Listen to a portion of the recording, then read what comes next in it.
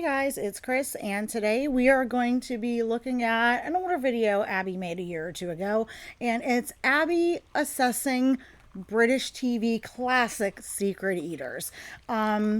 She titled it Dietitian Reacts to Secret Eaters, the most alarming weight loss show ever. It is very much not. It's I can't imagine the problem she's going to have with it, okay? She's a classically trained dietitian, so that means her training is very antiquated, outdated, very much based on the eat less, move more, less animal fats, low fat, whole grains, whole carbs, Ansel Keys style standard American diet model of eating, which has made us fatter and sicker than ever. And she's also very close minded about alternative ways of eating, especially if they're more like low carbohydrate, ketogenic, or they restrict anything type of from that type of space.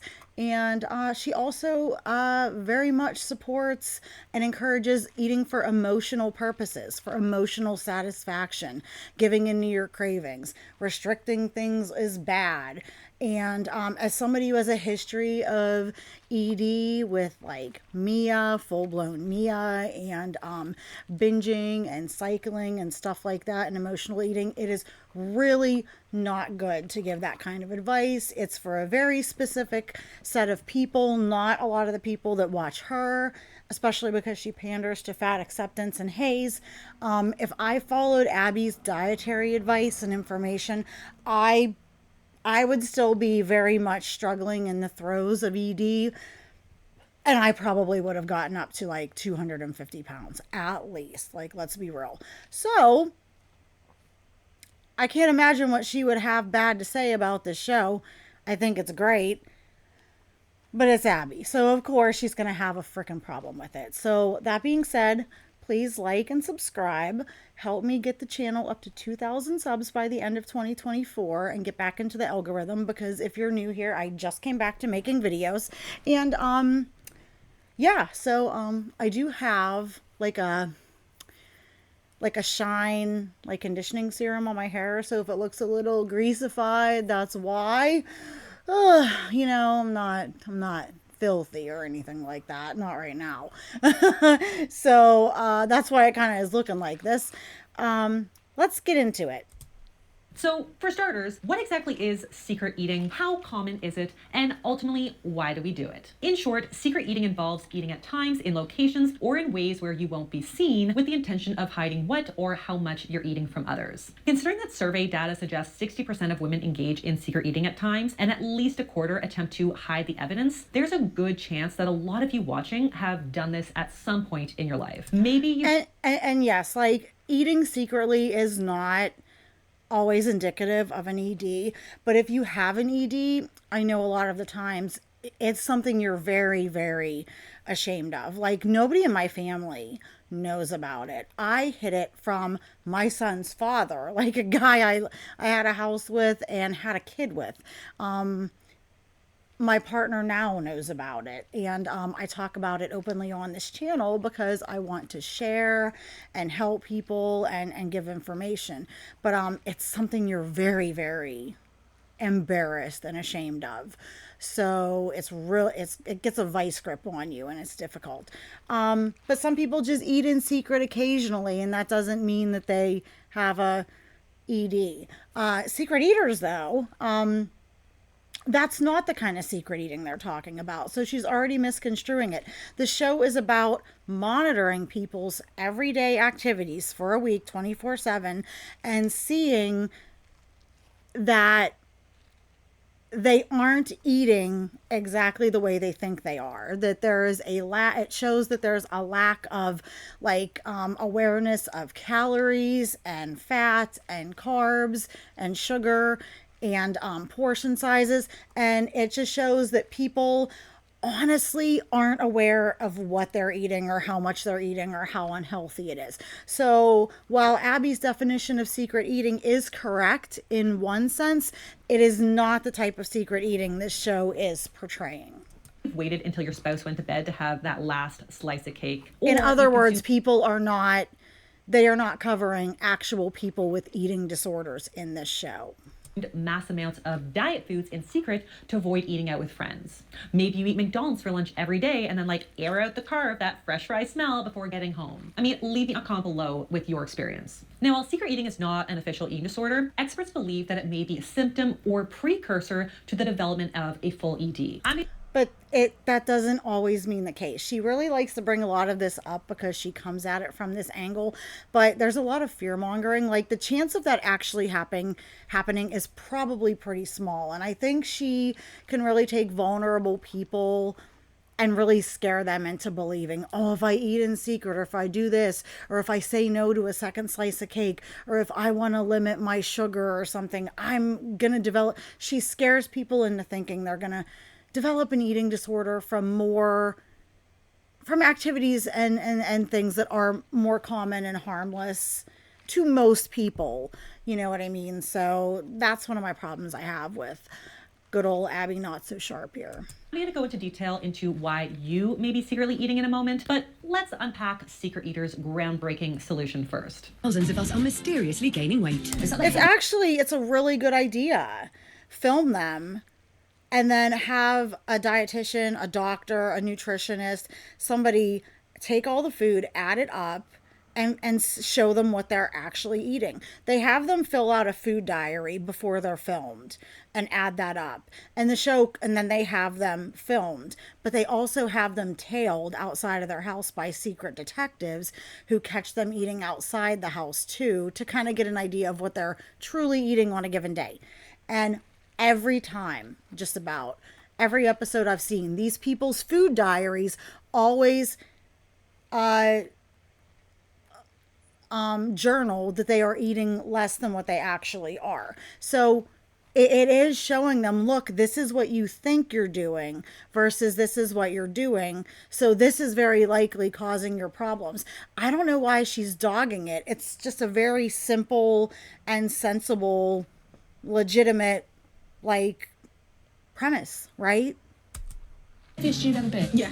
Things just aren't adding up. Some days I don't have enough food. Or are they? And it looks like we've been doing a lot more than telling porcupines. Are you aware of how much you're eating? I think we need some help.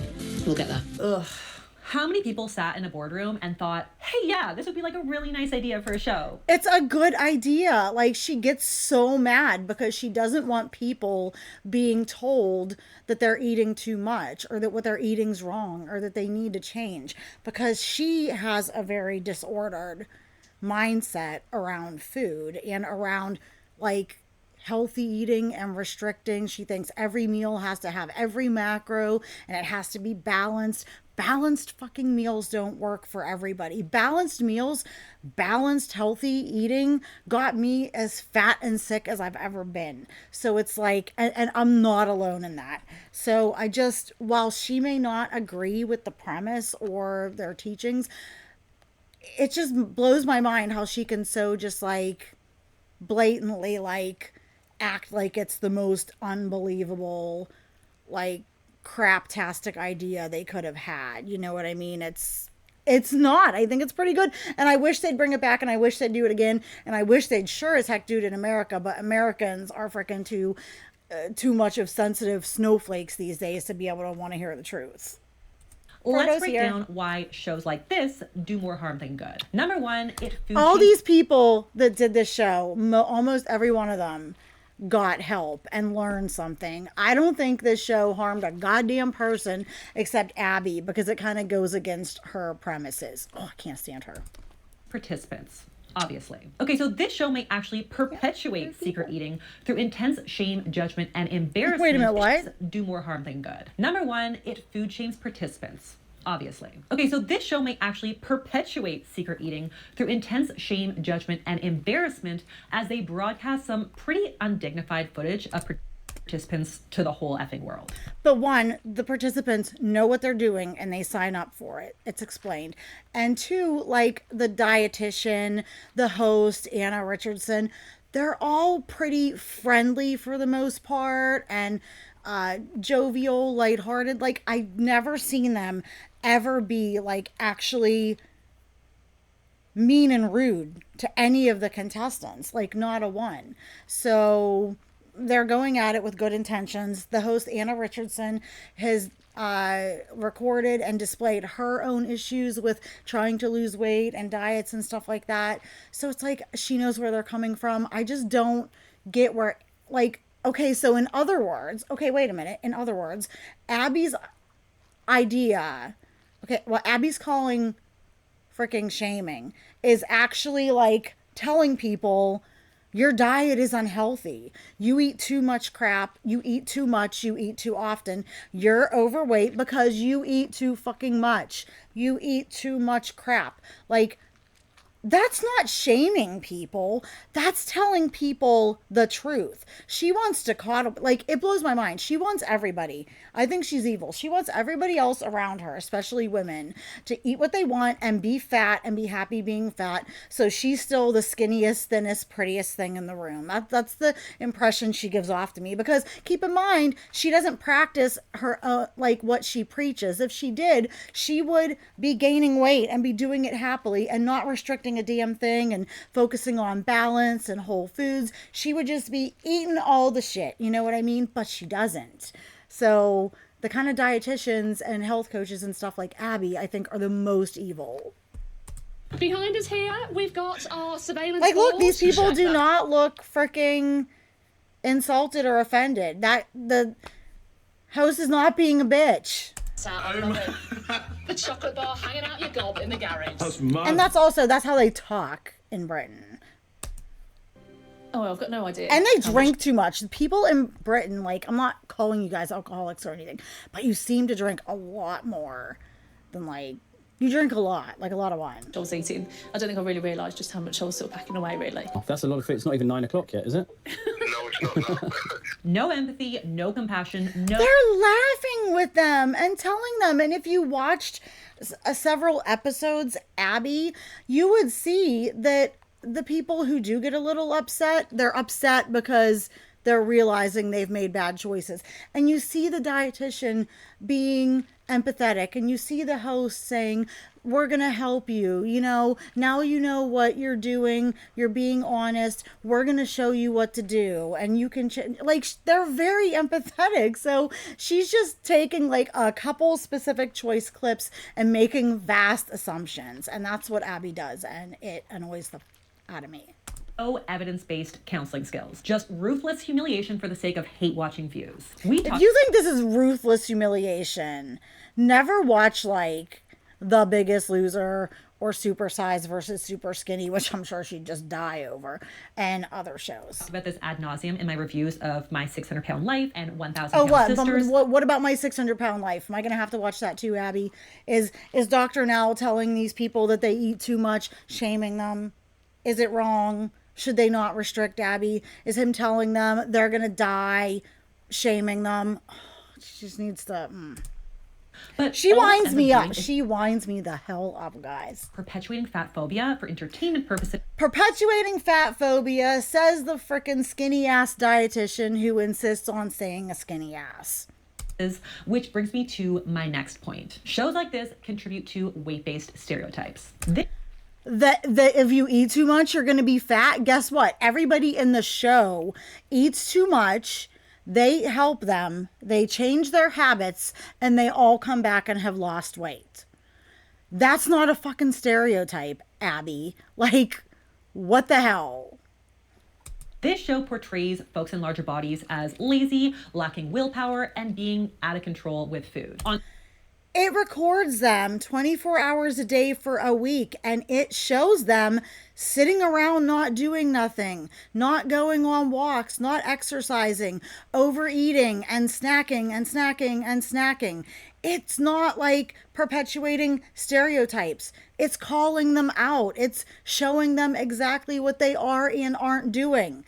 Holy shit, you want them to lie and go, no, these people, oh, this person and this person they were actually really active and they really ate healthy, when they're literally eating like shit and sitting on the couch 18 hours a day.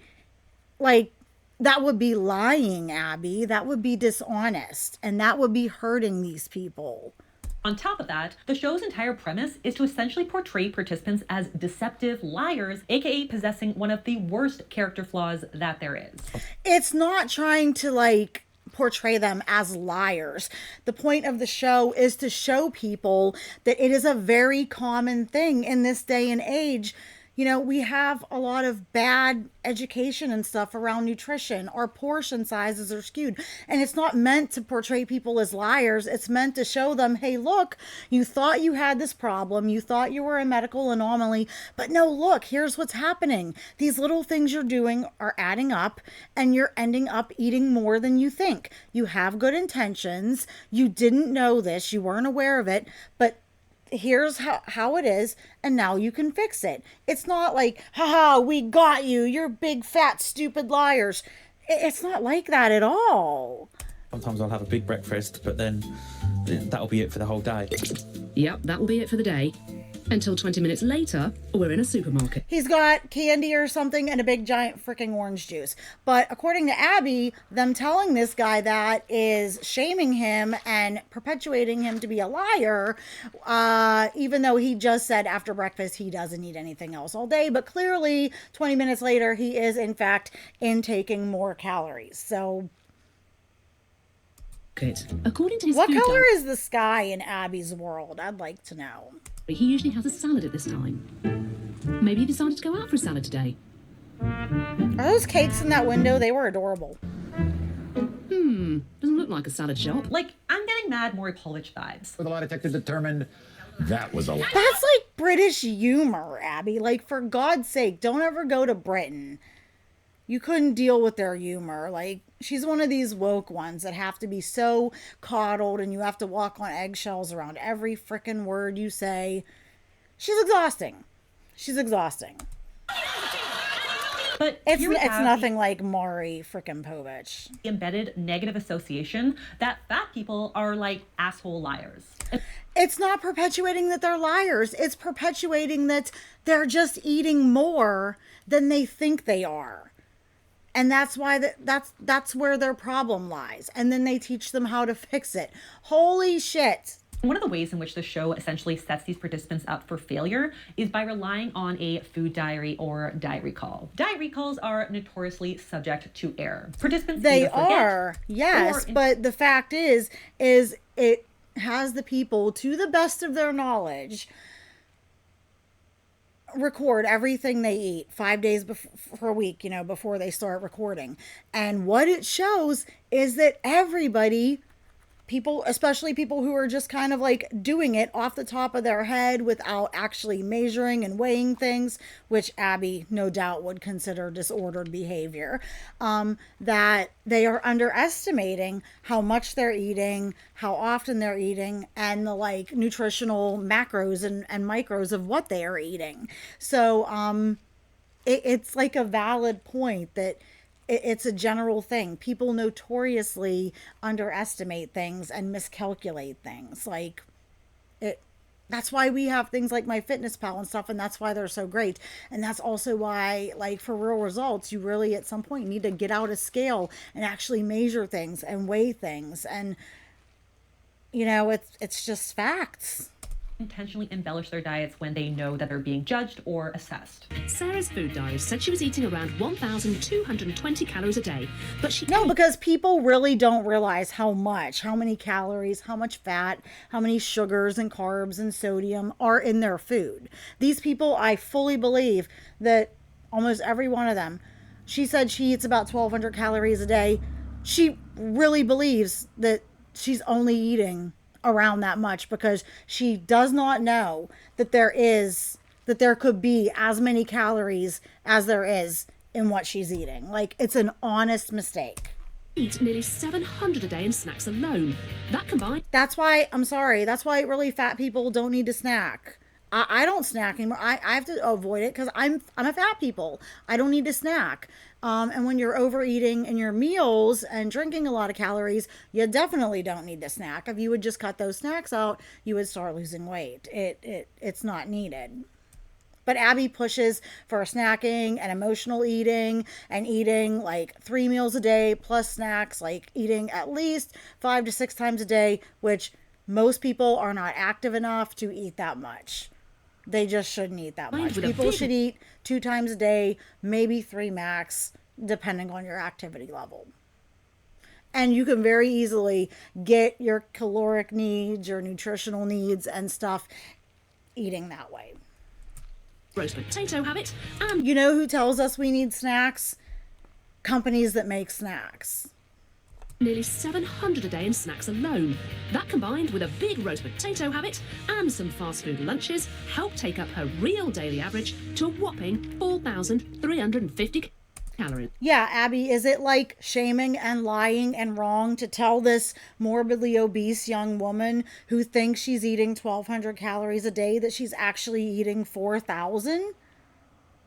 And that maybe she needs to like make this change and that change and clean it up so she can lose a little bit of weight and just make herself healthier? Abby perpetuates these thoughts that would keep this woman, because you don't want to shame her, that would keep her fat and unhealthy and only getting fatter and unhealthier. Which thing is meaner and crueler? It's not just larger body people who do this. We all No, and they didn't say that, Abby, but the people who sign up are people who have a weight problem and they think they're eating normally, so they don't understand why they have a freaking weight problem. Yeah, thin people do this too, but the problem is thin people don't do it often enough to gain weight, or they're active enough. They have a busy enough job, something like that. They're doing something to offset the caloric intake to where they are not ending up overweight. They could still be skinny fat and have visceral fat and still be unhealthy, but as far as like plain and simple weight, they're not signing up because this is a problem for people to help them with their weight. tend to do this when explicitly being judged. The show relies on this ingrained tendency. They sign up, Abby. They sign up for it. They don't go in there and hold a you-know-what to somebody's head and say, hey, fatty, you're going to do this show. These people go to the show and want to be on it. Of most humans, because if it weren't for recall bias, there would never be this outrageous "caught you" kind of aha moment. The truth is, They don't do that. They don't call you. They just go, look, this is what you thought. This is what reality is. And then people go, oh my God, Jesus, I had no idea. And then they say, okay, behind the scenes, you're going to work with our dietitian. She's going to help you make some changes. They do that for 8 weeks, and then they meet back up with the people to see how they're doing. And almost every single one, have lost some weight and said, oh, that really helped. I wasn't aware of things. I've made these changes. It's all good, right? But Abby panders to fat acceptance and haze, and she wants you to stay fat. She wants you to stay fat and unhealthy. So larger body folks typically know which foods they they're not larger bodied folks. They're fat people. Society Because they eat too much. You're not in a body. You are your body. Including me. I'm a fat people. just doesn't let them forget. So this is usually not the reason for secret eating. But instead of diving into The secret eating you're talking about is like disordered eating, like eating disorder type secret eating. The secret eating the show is focused on is just people doing things in their everyday lives, thinking they're being healthy and being like just misled. Like, it's two very different forms of secret eating. She keeps pulling it back to the disordered eating side, which that's not what they're focusing on. Jesus, she shouldn't even be reviewing this because she wants to talk about it in a way that's not meant to be talked about, and she just doesn't know shit about it. these complex psychosocial factors, the show makes it seem like this is some kind of inherent character flaw. And speaking of personality jabs, let's talk about the completely inappropriate, unprofessional name calling on the show. So not only is the show rife with truly abhorrent diet culture language across the board, Just remember, Katie. Oh, she can diet language like calories matter and you're overeating. The calling people fatties and massive fatties and bubble butts and stuff, that's like, again, Abby, it's humor. It's entertainment for TV. Get over it. That's British humor. British people talk like that. British TV shows talk like that. Like, she's like so close-minded. She has no respect, or at least not even any understanding that other cultures speak differently than she does, and she may not necessarily like it, but that's their custom. That's what they do. Oh no, that's mean. That's wrong. That's bad. You know what? It's just what they do, Abby. It's their culture. Quit shitting on their ways. Wings today equals bingo wings tomorrow. But participants are typically given And it's true, okay? They said if you eat too much, you're going to end up with bingo wings. It's true, Abby. Shut up. a whole host of negatively charged labels based on their eating habits. She's a classic confused calorista.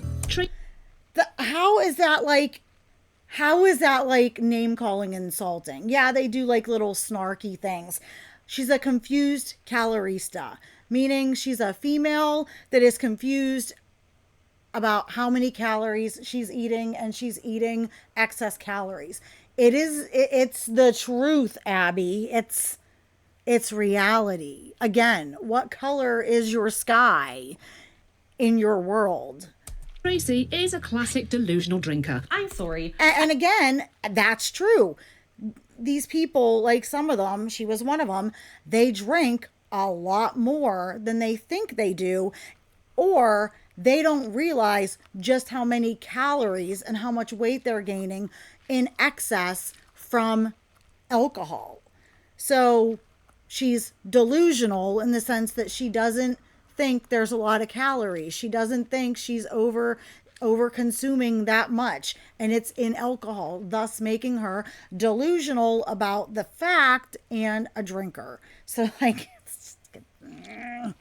I get that alliterations are cute, but calling someone no, you don't. You don't think anybody and anything is cute, Abby. Because they overestimate their calorie intake It's just a play on words. Get the fuck over it. Oh my God, I'm so sorry. She's making me so mad.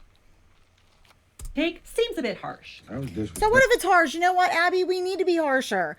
We need to have more shame. We're coddling and backpatting and, ass patting people into sickness and fatness and into being stupid, dumb, woke, frickin' unhealthy, like unmotivated people. These are real people with real lives who are in a vulnerable place seeking help and guidance. The last thing they need is a so-called professional addressing them in such undignified and condescending ways. None of them are as offended by it as you are, Abby. And thank the Lord for that, because you'd be too busy crying in the corner. They called me a name. And these people are laughing it off, taking what these people say and their advice and running with it and making healthy lifestyle changes. So good on them. Like, I'm truly mortified that they have a dietitian involved in this show. But I'm truly mortified that you're a dietitian that gives people dietary advice that you do. And I know a lot of people praise you that you're great, and your advice is probably really good for some people, but for a lot of people, a large portion of your audience who watches you, and you know it, what you say is in fact inherently not healthy. You're just like a lot of those, like Find Food Freedom and stuff, a lot of those other TikTok dietitians that spread a lot of dangerous, unhealthy misinformation when it comes to eating habits and food to people that are very, very vulnerable. this brings me to my last issue, and that is that shows like this exclusively reduce obesity to a big fat you problem that you need to fix. Yes, of course. It's a you problem, Abby, that you need to fix. My weight is a me problem, regardless of what is causing it, what problems I have.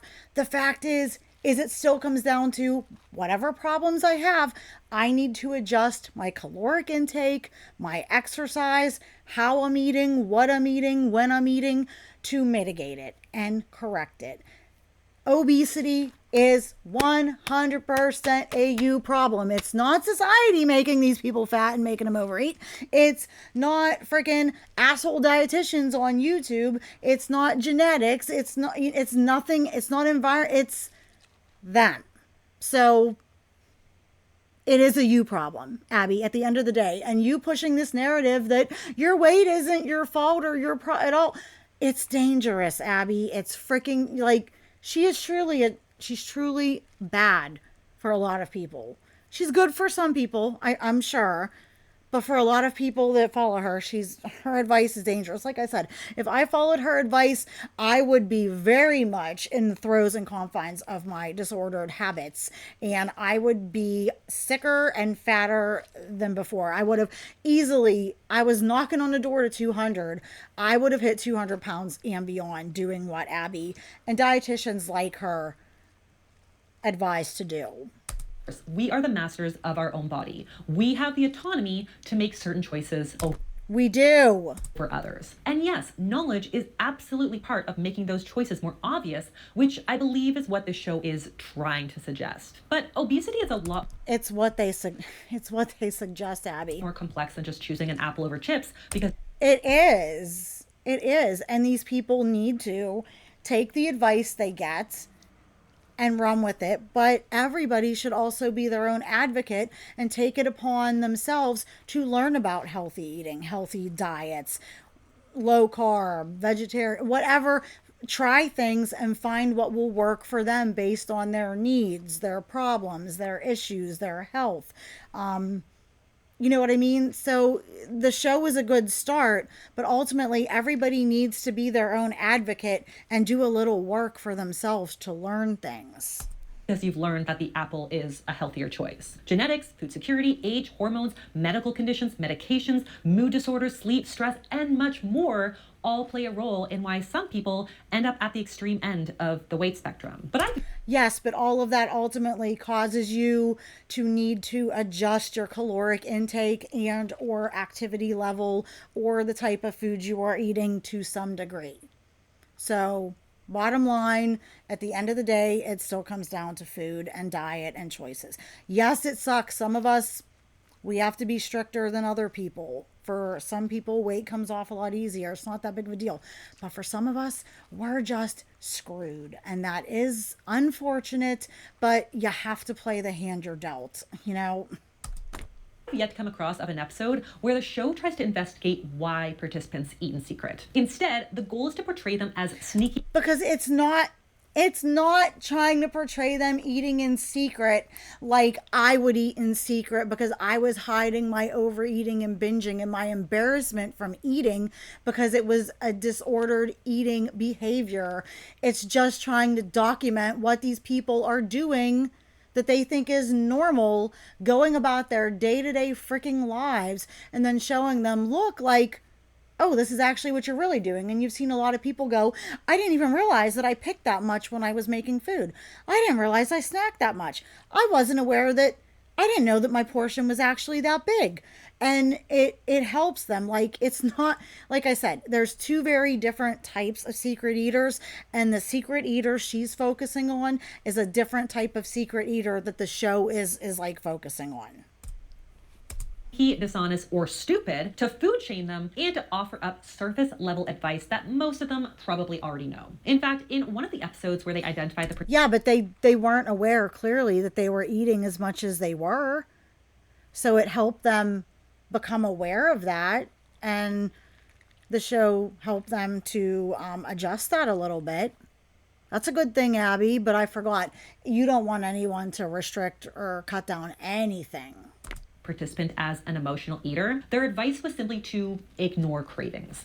And you should. And this is, I'm going to go back and rewind. This is part of the problem with Abby, is she encourages people to give into cravings and eat emotion. If I did that shit, I would be screwed, guys. I would be so screwed. I would be so much more unhealthy. I would be fatter than ever. Sometimes for some people, especially people who overeat, they're always craving something. They eat a lot of foods that are made to be craveable and cause overeating. It's not whole foods and stuff. So, like, it's not good for them to give into a craving. You know what I mean? They need to ignore some of them and make better choices. By the participant as an emotional eater, their advice was simply to ignore cravings. Not helpful. If you're an emotional eater, remember cravings only last. Yeah, you people, like Abby, you telling people to emotionally eat and give into their cravings is harmful and dangerous and not good for people. Like, what the actual hell? 20 minutes. So distract yourself until the urge to eat passes. But if you take anything away from this problematic That's actually really good advice too. That's really good advice. Find something else to do. But Abby would want you to just eat it. Do it. show, it may be an indicator of your own secret eating. Maybe you see some of your behaviors in the Katie's, John's, or Laura's who for some reason sign up for this torture. Oh my God, a tortured artist. I love that. And since the show made zero effort to educate the public on the reasons for secret eating, you might be wondering about your why and what you can do to stop. So why actually the show explains, like, and it does experiments and stuff where it shows situations and explains a lot of why people are overeating and how easy it is and circumstances that cause it and maybe what they can do to mitigate it. Like, what she just said is a lie. Did they do it perfectly? No. But there was nuance. There was effort there, you know. He's so prone to want to eat alone in secret. Number one, to cope with uncomfortable emotions. I eat for comfort. Everything I turn to is food. For everything, whether I'm happy, sad, anything I turn to food. And I'm sure they probably told this girl, if she was having such problems emotionally, to eat healthier, switch to more whole foods. And they you don't know, Abby, behind the scenes, they could have told her to go see a therapist or get, therapy, something like that. You don't know that. You're assuming they didn't, but they might have. Occasionally eating to self-soothe difficult emotions is totally normal. We just want to make... That's not good. Occasionally eating to self-soothe negative emotions is perfectly normal. It's not normal, Abby. It's not a good habit to get into. It's too easy to fall into that trap. And it's irresponsible of you to encourage that. Make sure it's not our only coping mechanism or that it's not impacting our physical and mental well-being. But it will impact your physical and mental well-being because too many people, they self-soothe with unhealthy stuff and processed stuff, not like whole foods. So it's too easy to slip into bad habits when doing that. So you don't want to encourage people to do that shit at all. Encourage them to do a hobby, watch a show, play a video game, do a sport, go for a walk, do something. Don't sit there and tell them, oh yeah, as long as you're not doing it all the time, go eat your pint of ice cream or do whatever. It's not healthy because they get a dopamine hit from this food because they're not going and eating carrots and celery sticks as a emotionally soothing food, and it becomes an addictive habit to addictive food substances. So it's so disingenuous of her to push this shit. With that said, emotional eating can actually fuel secretive eating, with one study suggesting that secret eating was associated with depression, anxiety, anger, and low self-esteem. Those with depression were 5 times more likely to eat in secret. Now, big emotions are still... That's because a lot of people who are depressed spend more time alone than people who aren't. So there's that. What taboo in our stiff upper lip kind of society. So it's not surprising that a lot of folks may try to conceal the evidence out of fear of being judged. Which brings us to reason number 2, to avoid food or body shaming and judgment. Research suggests that folks who eat in secret are more likely to report weight concerns. For instance, one study found that secretive eating is more common in folks in larger bodies who report feeling... Fat people. You're not in a larger body. Your body is what you have made it, Abby. And a lot of people that are overweight do eat stuff in secret because they know in their minds that they're overeating and they shouldn't be eating it and that it's unhealthy. So they eat away from people because they're embarrassed about it, but they don't want judged and they don't want people to know just how much they eat. That's a very, very normal thing. A loss of control around food. Another study found that secretive eating often occurs in response to body shaming. I mean, no shit, Sherlock. Folks in larger bodies have experienced a lifetime of unsolicited advice about their body and food choices. Just look at the comments on this app whenever someone in a larger body has so much as a piece of bread. Like, no wonder you'd want to hide in the bathroom and eat alone. Now, we typically don't see this. Because, Abby, they're not just having a piece of bread. And you know that. But you encourage bad habits. same food heckling with folks in smaller bodies on this app. I mean, most thin girls doing mukbangs or Well, guess what? If you put yourself out there doing food related content and body related content, people are going to have advice, tips, criticisms, critiques. It happens. Like, we're all prone to it. And you're allowed. If you don't want that critique and stuff, don't be on the internet. Don't leave comments. Don't make videos. Just stay offline. massive cheat days are celebrated and therefore not only have the confidence to eat a burger in public, but they're emboldened to do it for millions of people online. Well, one, like if you, somebody who is eating a burger or fast food in public and they're fit and healthy and thin, you know they're not overeating all the time, okay? That's just a fact. And two, most people, they're like people who watch mukbangs and encourage them and stuff are sick, you know, that it's disordered behavior regardless of who's doing it, fat, thin, obese, skinny, whatever. And it shouldn't be encouraged. And a lot of these thin people get a lot of criticism from reactors and commentators like myself saying, yes, she doesn't do it all the time. She's thin. She's either not finishing it or she's puking it up or she's exercising it off. She's not eating like this all the time. But we still point out that that is still unhealthy and it's still problematic and it still it's not good for them and it encourages bad behavior in their viewers. So they do get a lot of flack and do get called out for it, whether they're skinny or not. I went into a lot more detail on that in my Amber Lynn Reid video right here. Yeah, you told Amber Lynn that her mukbangs were healthy and that in general she doesn't eat enough. A woman who was staring down the barrel at 700 pounds, probably, she won't admit it, at one point, and Abbey told her that her mukbangs are healthy and that in general she doesn't eat enough during the day. Maintains over 600 some pounds. For years has maintained well over 500. But according to Abbey, guys, Amber Lynn doesn't eat enough. Do you see how, like, twisted and demented and sick and evil that is?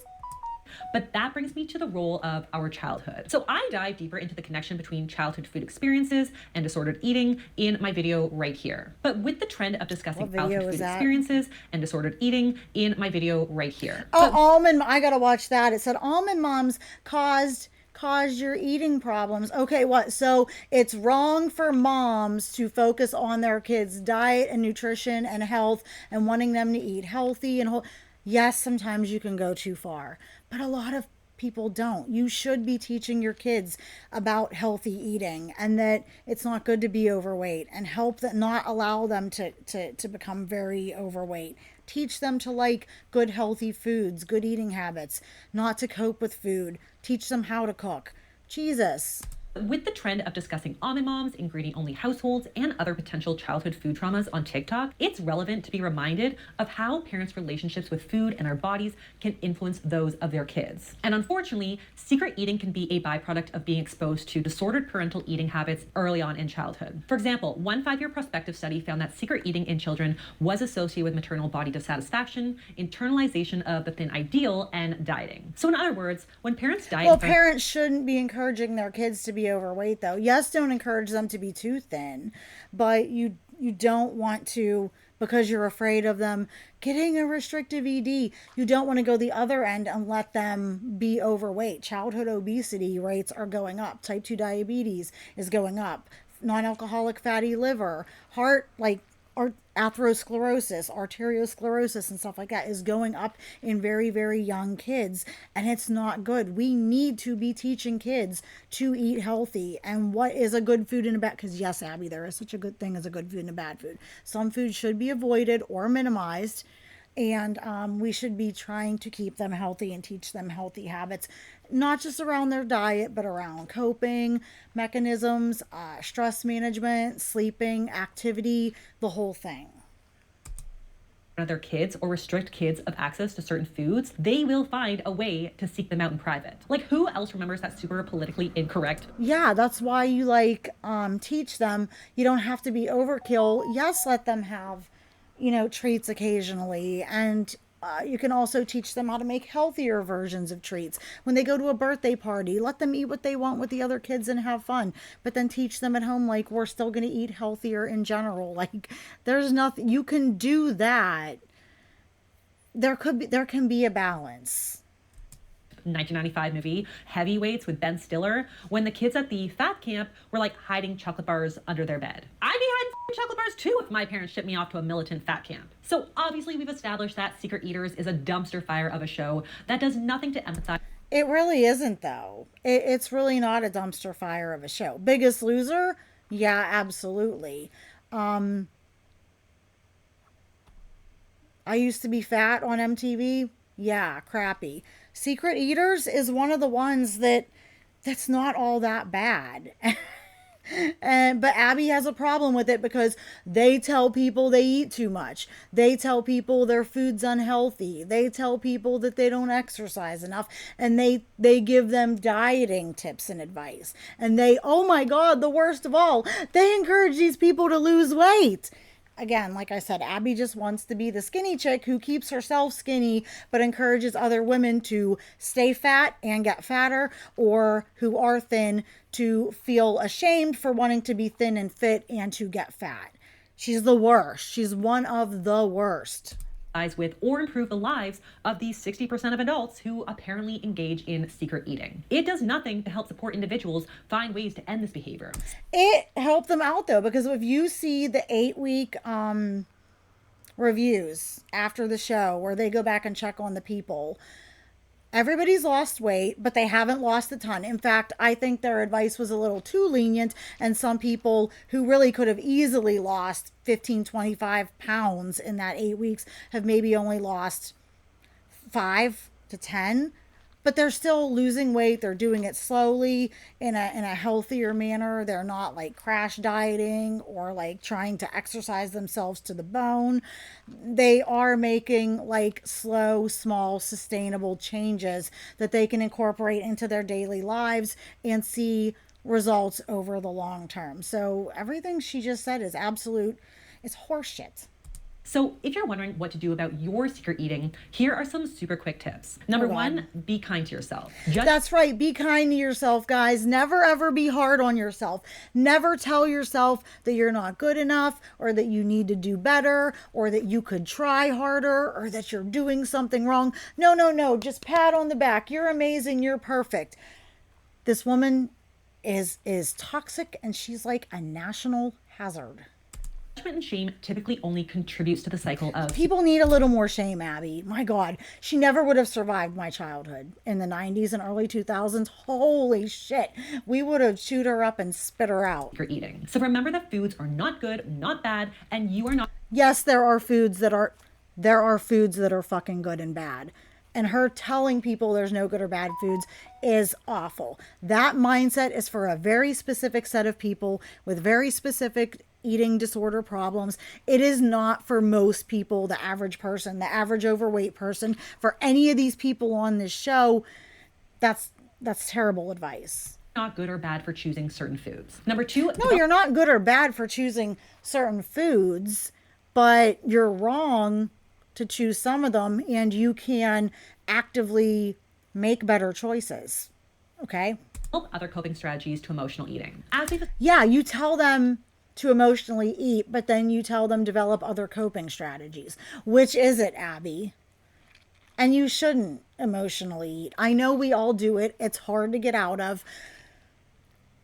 But for Pete's sake, try not to follow this woman's advice. Established, secret eating and emotional eating are intimately intertwined. So if we find more effective coping mechanisms for our emotional eating tendencies, we're better able to nip the secret eating at the source. Next, develop responses to food shaming. I actually have a whole video of sassy ass responses when people are sharing unsolicited advice about your body or what's on your plate. So strike a power pose, stand in front of your mirror, and practice those responses to those triggering scenarios. Abbey, you're such a dork. And I'm sorry, sometimes you need to be food shamed. Even if not by other people who love you and care about you. If you're overweight and you're unhealthy and you have food problems and health problems, they should tell you, oh my God, I love you. I want you to be around for a long time. You're a type 2 diabetic and you're 250 pounds and you're eating a bunch of pasta followed by a cheesecake. Like, I don't want you to do that. I want you to be around for a long time.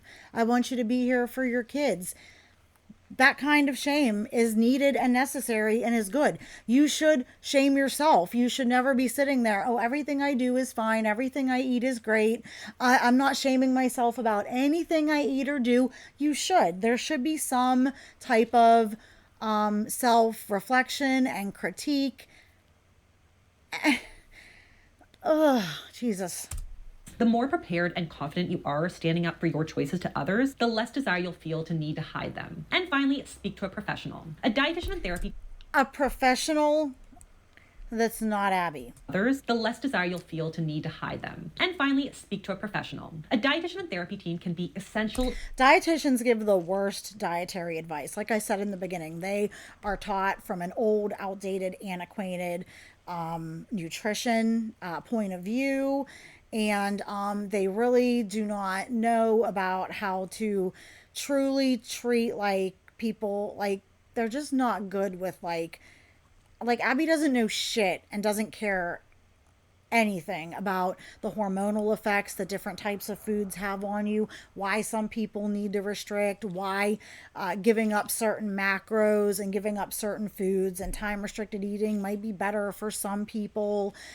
She just pushes the rhetoric that she was taught by her books, and she has no capacity to even try to think of other ways, that there might be other ways to do it. Okay, so go to a dietitian who is more open to different types of diets, be it a whole foods diet, Mediterranean, low carb, even keto, carnivore, vegetarian, something like that. Vegan if you must. Vegan can be okay, but I really feel vegetarian at least would be better. Not somebody just, you need to have balanced. You have to eat balanced meals, balanced foods, everything in moderation. Some people, myself included, cannot do certain things in moderation. We are not wired that way. I eat certain things. I eat certain chemical flip switches. Like, it's not good for me. I am wired differently than a normal person. Not everybody, a balanced diet, like, again, for me, with macros of lots of whole carbs and fats and all this now, that's not good for me. I'm having the most success now, from the most success I've had in almost 2.5, 3 years, 4 years, maybe 5 years even, by adhering to a strictly low carbohydrate, ketogenic, and carnivore diet. Because I have PCOS, I have Lyme disease, I'm in perimenopause, and I have very resistant weight. I did for the past 1.5 years try to do probably almost 2 years, try to do different forms of moderation, balance, just calorie counting, eating lots of whole foods, whole grain, like a mix, a variety, and it did not work for me. And I am in a bad fucking way now. So I have to be strict. You need to work with somebody who is open to different ways, or if you have a certain condition, look at different, like if you have PCOS, talk to a nutritionist or a dietitianist or a health coach who maybe one who, okay, you love vegetables, who does vegetarian but maybe also does low carb, or okay, you see these people had amazing success on PCOS with keto, watch some of their stuff or talk to them, they can explain why they have success with keto, why they have success with this way of eating, how it works in the body, why it is good.